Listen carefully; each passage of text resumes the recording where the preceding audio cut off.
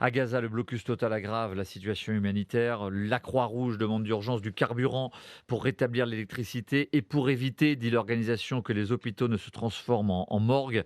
Selon un dernier bilan du ministère de la Santé de Gaza, 1537 Palestiniens ont été tués.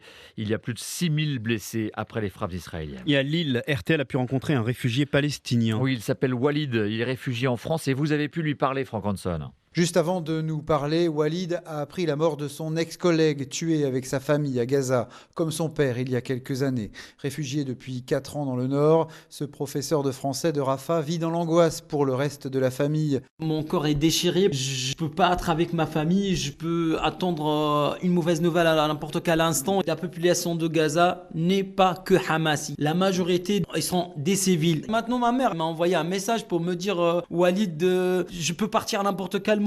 Ce jeune papa, activiste humanitaire, refuse de parler politique, mais la colère est forte. Des enfants, des femmes qui sont en train d'être bombardés. Je suis déjà désolé pour les victimes civiles de deux côtés. On parle d'un État comme Israël qui se prépare avec son armée organisée. Walid Aboudipa ne comprend pas non plus cette interdiction des rassemblements pro-palestiniens en France. La France, excuse-moi, c'est le pilier des droits des hommes, la liberté d'expression. Le peuple palestinien, il mérite de vivre en paix et en sécurité. Je suis vraiment déçu. Et les photos de victimes qu'il reçoit sont insupportables. Merci Franck Hanson.